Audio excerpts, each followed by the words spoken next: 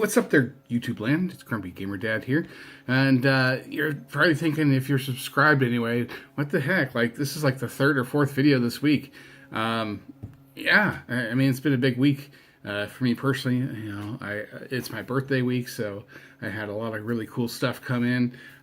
But today, I really want to talk about Disney pins. Specifically, we've been buying some of the older, hard to find pins on eBay, and I just wanted to share some of those with you. Some of these are really great finds, and you can get them usually cheaper than the asking price was in the stores originally, but you have to beware because you never know. There are a lot of fraudulent pins out there. So we're going to take a look at what we got.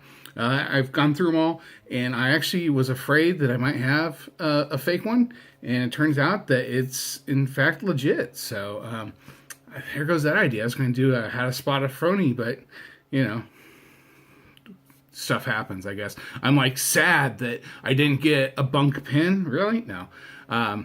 There'll be a bunk pin, I'm sure, at some point, so we can do a video on that. So there's a number of different categories of pins. There's, each park has pins that are exclusive to that park. Disneyland Paris, etc., etc.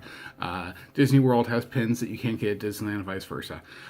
There are open edition, which means they make however many they make, and that's there's nothing limited about it. Let's say they make 10,000. Let's say they make 1,000,000. You never know. There's LEs. First of all, there's limited release pins, which just limited release. They don't specify a number. There's LEs, limited editions, that they specify the number, and the number will appear on the back. LE 500, LE 2000, whatever. There's also other types of pins that I've discussed before. There's the Walt Disney Imagineering pins, rather.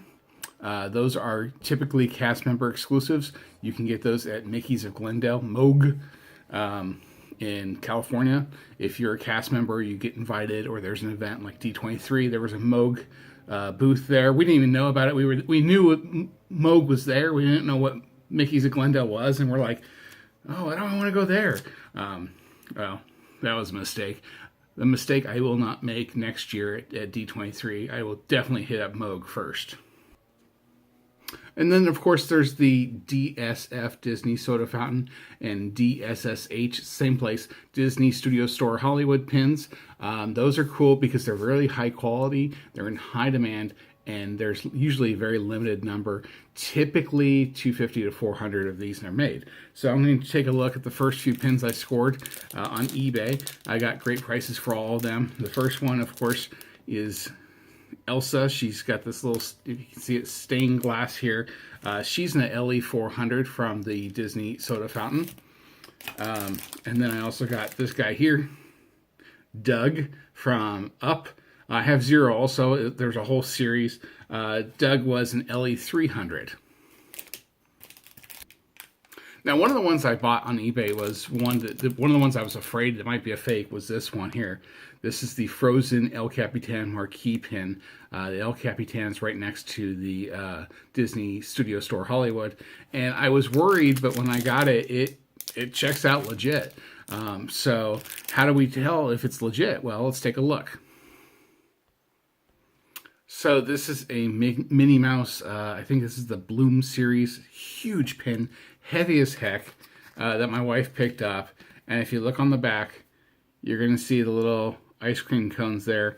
It's stamped with the Disney information there, where it's from, the edition number. In this case, Minnie was LE 300, and like I said, little ice cream cones. Now, also at the DSF/DSSH, you can get pin trader to lights. These are called PTDs as the acronym. There'll be a lot of acronyms thrown at you. Just follow along. PTDs typically comes with an ice cream sundae and a limited edition pin that usually sells out in seconds. It's a high quality pins there and a very, very low production run. So that's why people go crazy for them and line up for hours. There may or may not be a video in the coming weeks of me doing just that. So continuing on with our pins here, this is the Tweedles. It actually says that, Tweedles. It's a WDI, Walt Disney Imagineering pin. This one here is a LE250, and it is legit. We'll take a look at the back here in a second. So looking at the back of this one, if you can see, this one has sorcerer hats on, like Sorcerer Mickey. The limited edition number will be on here with the stamp. It says Walt Disney Imagineering. And then another one of the WDI pins that my wife scored is this one here. It's Mickey and Minnie. It's a press penny. You can see back here, Carthay Circle. This is a WDI exclusive. That was an LE250. I laugh about the press penny because for Christmas, my wife got me a press penny book and a roll of quarters and a roll of pennies, and she thought it was funny. There's a long story, and I'll go into that maybe some other video. She thought it'd be funny until we were at Disneyland last month, and she spent the better part of a day going from press penny machine to press penny machine so I can fill up my book. Yeah. So that one kind of backfired on her. So moving away from the limited edition and exclusives, real quick. This one here I scored. This is a very cool pin. The Haunted Mansion. You got the hitchhiking ghost there. This is an open edition. You see it's still stamped with the official Disney. You got Mickey Mouse's stamped on the back, but there's no LE number here. And then moving away from even just Disney pins, this is something completely unique. And it's not an authentic Disney pin. This is what's called, this hitchhiking ghost there. This is what's called a fantasy pin. It is not stamped on the back with the Disney logo. This is not a Disney pin. It is not tradable. It is specifically designed for collectors or fans of certain things. And typically they are limited edition. That one I believe is limited edition 150. But it's not an official Disney pin rather. You couldn't take this and trade it at the park, or you shouldn't. But they still have some collectible value because sometimes they've got really cool designs. So continuing on with the Disney theming here, or the Haunted Mansion theming rather, this one was very hard to come by. I'm very proud of this guy here. This is the Walt Disney Imagineering D60, Disneyland 60th Anniversary, Limited Edition 300 Haunted Mansion stained glass pin. Very expensive. Probably the most expensive pin I've bought thus far. Very hard to come by. And then there's only two more themes here. Actually, next theme. Yeah, we'll go next theme. So from Haunted Mansion to we go to Jessica Rabbit. And I've said this before, she's my second favorite Disney redhead. The Pirates redhead is still my first favorite. So here she is. This is Jessica Rabbit on the red carpet. It's a DSF, DSSH exclusive. And that was a limited edition 400. Next one is a Walt Disney Imagineering WDI exclusive. There she is dressed up for Disney's California Adventure, DCA. And she is in limited edition 150. My wife picked that one up for me.